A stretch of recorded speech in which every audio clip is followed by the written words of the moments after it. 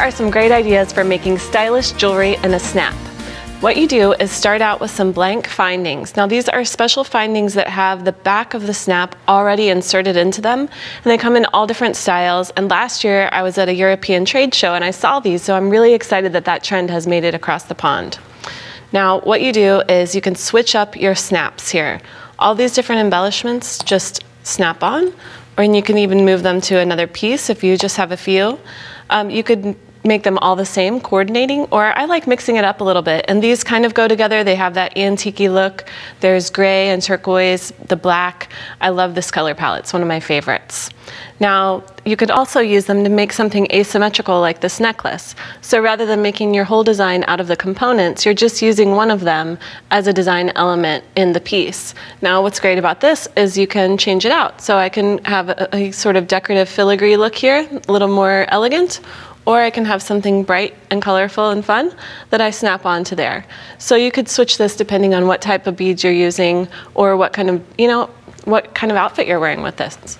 So let me show you how to make this necklace. What I started out with is a beaded strand. Now this one came with bead caps on, and I just love that idea of combining, you have your mixed shapes, your rounds, your ovals, and some bead caps, and that's already all made on, and I put it onto my beading wire.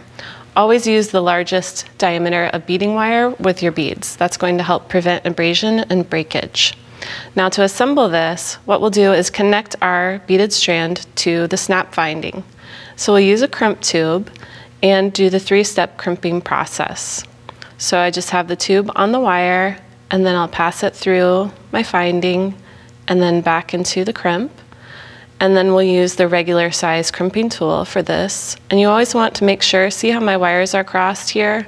We don't want crossed wires. We'll straighten them back out and make them parallel.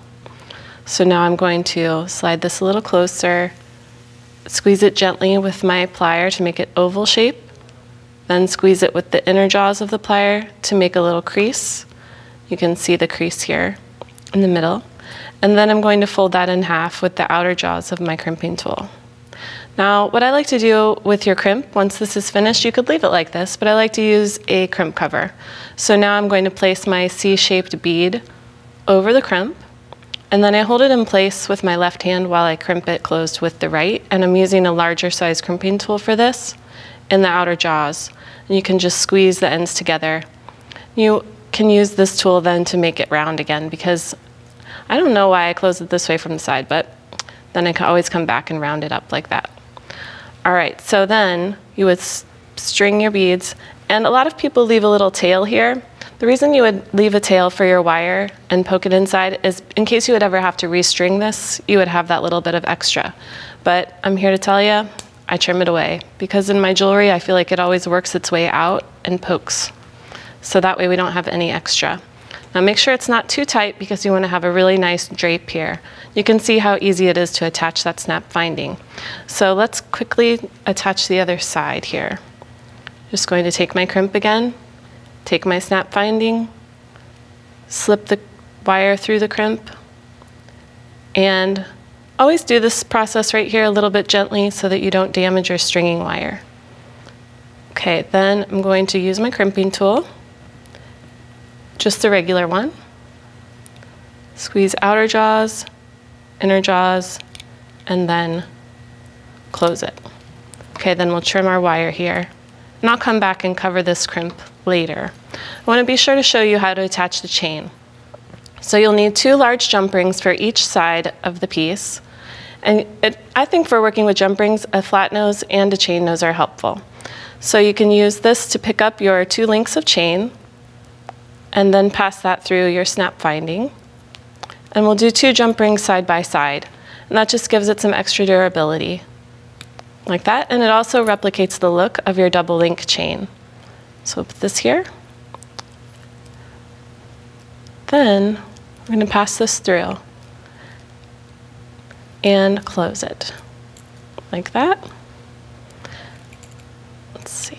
Now with jump rings, you can hear that little click when it's ready. Hear that? Then you know your ends are brushing past each other, back together, and you're work hardening the metal a little bit too. And then I think this one is fun and colorful, so I'm just going to press this on.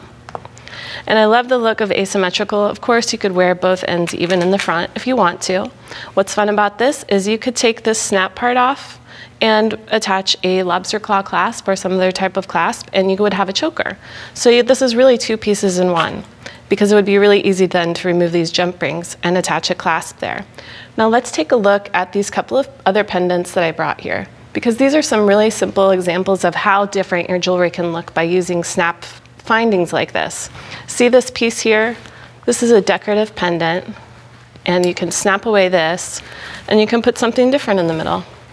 So this makes a great gift too, because you can really customize it to the person's style.